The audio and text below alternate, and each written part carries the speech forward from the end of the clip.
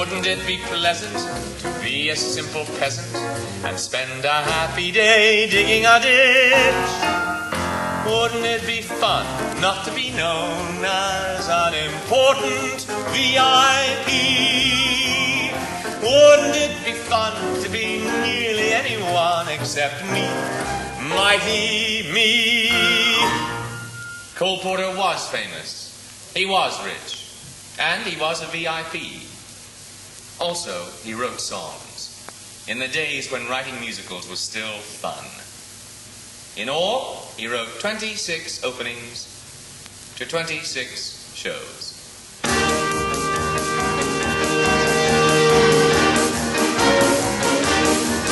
Another opening, another show in Philly, Boston, or Baltimore. A chance for stage folks to say hello. Another opening of another show. Another job that you hope at last will make your future forget your past. Another pain where the ulcers grow. Another opening of another show. 4 weeks. You rehearse and rehearse. 3 weeks. And it couldn't be worse. 1 week. Will it ever be right? And out of the hat Is that the first night? Another show in Philly, Boston, or Baltimore. A chance for stage folks to say hello. Another opening of another show. Another job that you hope at last will make your future forget your past. Another pain where the ulcers grow. Another opening of another show. 4 weeks you rehearse and rehearse. 3 weeks and it couldn't be worse. 1 week, will it ever be right? And out of the hat it's that big first night. The overture is about to start. You cross your fingers and hold your heart. It's curtain time and away we go. Another opening, just another opening of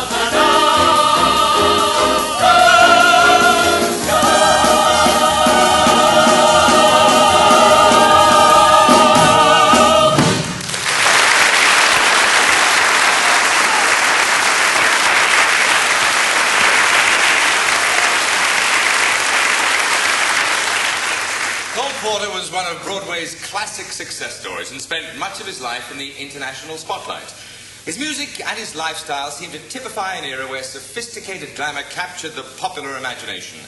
But like many success stories, Porter's began in a rather less glamorous, less sophisticated way, in the unlikely small Midwestern town of Peru, Indiana. An unpaved main street called Broadway, a vaudeville theater, a Nickelodeon, a circus once a year, a symphony concert once a year. A father who studied Robert Browning with the boy, a mother he adored and who had his precocious musical efforts privately published, and a dominating tycoon of a grandfather. When he was 13, his parents, with that characteristic gesture of the bourgeoisie, demonstrated their joy at having him around the place by sending him away from it. He was shipped east to Worcester Academy, editor of the school magazine, leading man in the class play, president of the Mandolin Club. And then in 1910, with his own piano amongst his luggage, Cole Porter arrived at Yale. Give me a Y. Y. Give me an A. A. L. L. E. E. What do you got? Yale. Y. A. L. Yale. Bingo. Bingo. Bingo, bingo, bingo, that's the lingo. Eli is bound to win. There's to be a victory, so watch the team begin. Bingo, bingo, Harvard's team cannot prevail. Fight, fight, fight with all your might for bingo, bingo, Eli, yeah.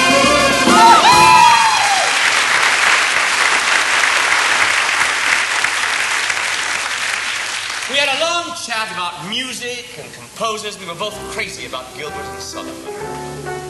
I talked the Glee Club into taking him on as a sophomore for something that was almost never done. And they introduced several new songs he had written. If you want to wed a little girl, simply wild about her, couldn't live without her. If your heart's completely in a whirl, just want to love and spoon. Don't propose while winter time is here.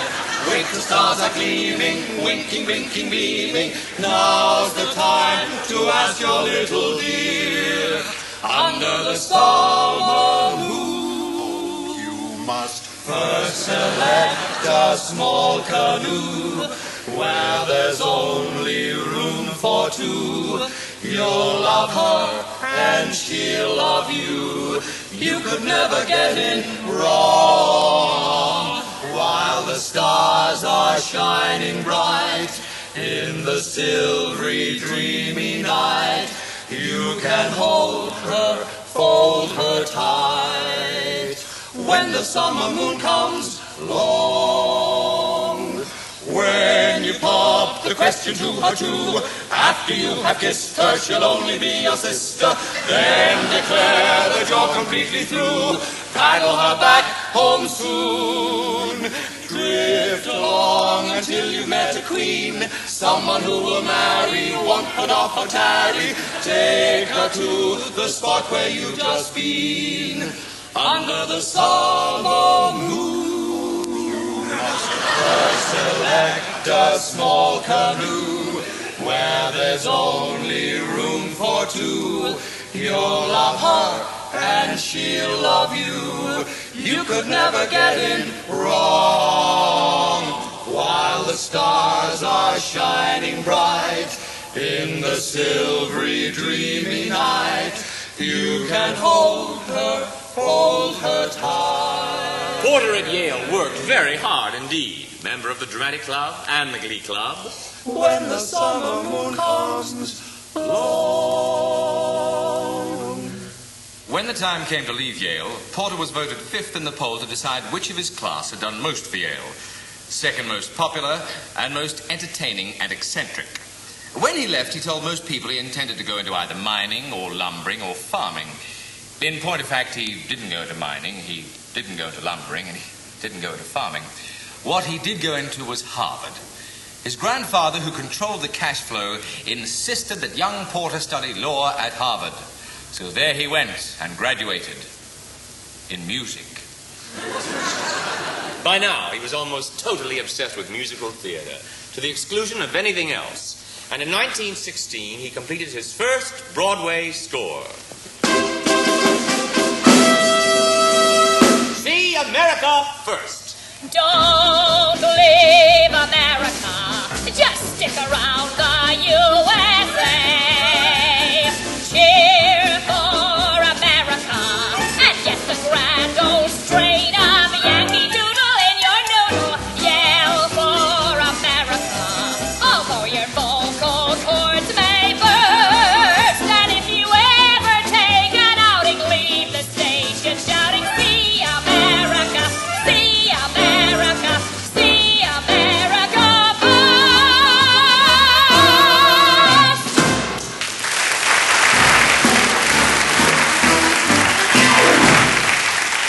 You would be well advised, in considering the latest musical offerings on Broadway, to see America First last. The newest, the latest, the worst musical in town. It was so bad that even the cast hated it. I played a cowboy and an autumn flower. Others had parts not so believable. See America First collapsed under its own weight after 15 performances, and Porter retired in what he firmly believed to be disgrace. In the autumn of 1917, he was seen boarding the liner España, bound for the new Mecca for young Americans, Paris, France.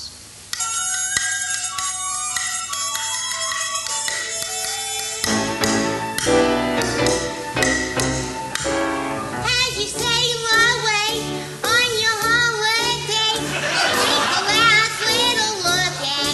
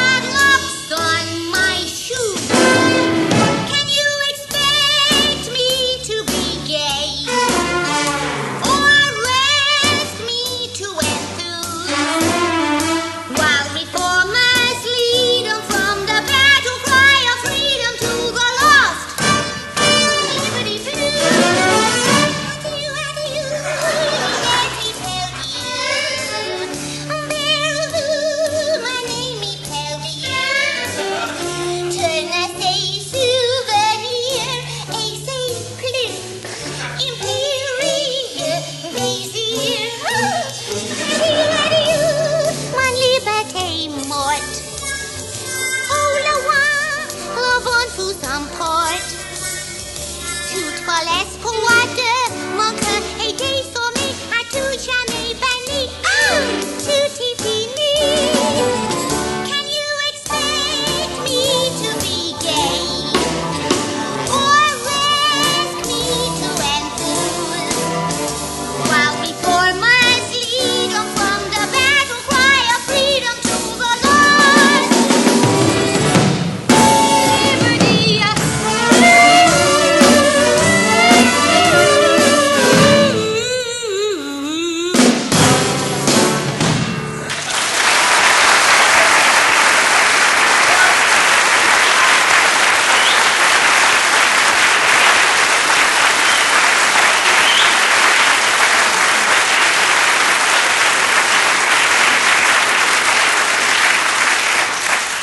By the time Cole Porter arrived in Paris, there were so many Americans living there, it had become the third largest city in the United States. In fact, it was becoming so Americanized that it wasn't long before it was the Parisians having trouble finding their way home at night.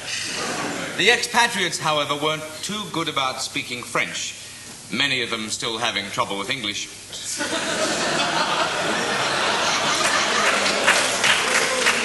But there were expatriates like Cole Porter who had a deep and abiding affection for Paris.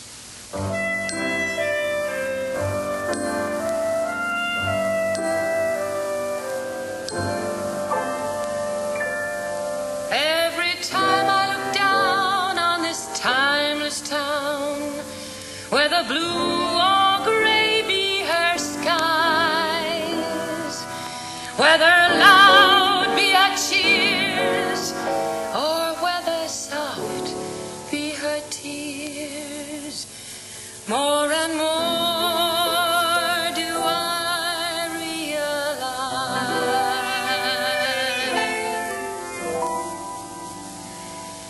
I love Paris in the springtime. I love Paris in the fall. I love Paris in the winter when it drizzles. I love Paris in the summer when it sizzles. I love Paris every moment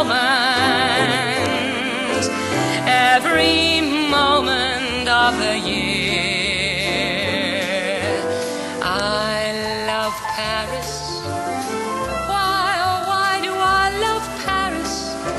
Because my love is near. I love Paris every moment of the year. I love Paris. Why, oh why do I love Paris? Because my love is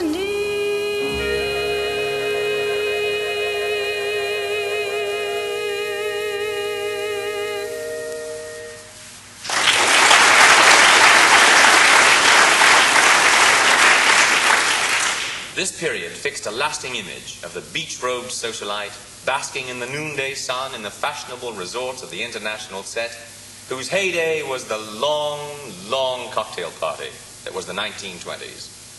Porter became one of the first men to sail a speedboat on the canals of Venice, and he was an intrepid American pioneer of the Riviera. There were parties in Paris, parties in Antibes, costume balls in his palazzo in Venice, where Elsa Maxwell played hostess, and Noel Coward, Fanny Bryce, and the Diaghilev Ballet provided the cabaret. The places changed, but the people remained the same. Always moving between the terraces, the beaches, the yacht clubs, the society columns, and the guest lists. Mrs. Lowesborough Goodby gives weekends, and her weekends are not a success.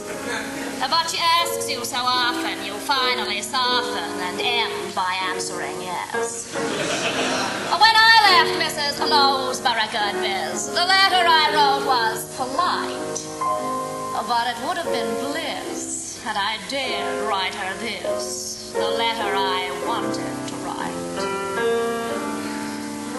Thank you so much, Mrs. Lowesborough Goodby. Thank you so much.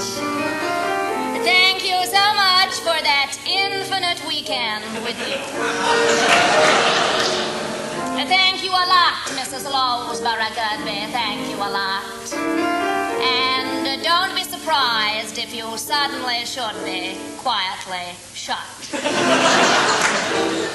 For the clinging perfume and that damp little room, for the cocktails so hot and the bath that was not, for those guests so amusing and mentally bracing who talked about racing and racing and racing, for the ptomaine I got from your famous pink salmon, for the fortune I lost when you taught me backgammon, for those mornings I passed with your dear but deaf mother, for those evenings I spent with that bounder, your brother, and for making me swear to myself there and then never to go for a weekend again.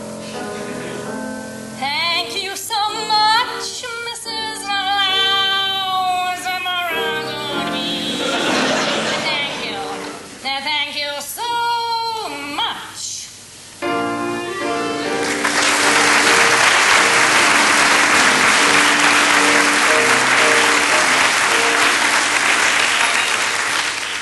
He very carefully nurtured his image as the elegant idler, the sort of musical court jester to the international set. He kept up a front, a blithe indifference to the lack of offers from Broadway or London, and he pretended that he only wrote songs to amuse himself and his friends. But, on the contrary, he worked very hard for musical professionalism. And one of his haunts that was not on the usual itinerary of nightclubbing sauces was the Paris Conservatoire of Music. Collaborating with another American in Paris, Porter wrote a jazz ballet, a satirical projection of American archetypes. The cowboy, the millionaire, the world's sweetheart, and the jazz baby. Sweet baby, you're a saint. I've only one complaint. You go so fast I can't keep up with you. I'm tired of opening play and closing cabaret. I'd rather breakfast here than sup with you. Why don't you let me make a bride of you and stop that dynamo inside of you? Dizzy baby, won't you please slow down? Can't you find one moment to relax? Look behind, I'm falling in your tracks. You're so busy, being dizzy, I get dizzy too. Still it may be because you're dizzy, baby, I love you.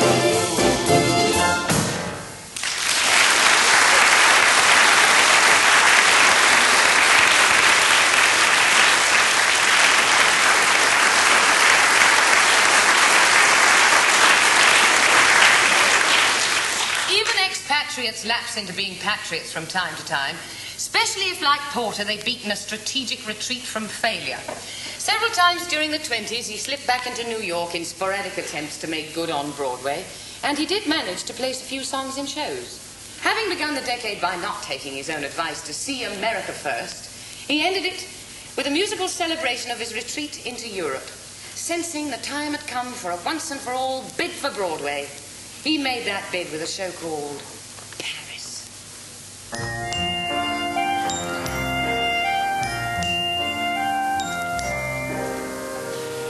You come to Paris, you come to play, you have a wonderful time, you go away, and from then on you talk of Paris knowingly. You may know Paris, you don't know Paris. You may say you've seen a lot and heard a lot and learned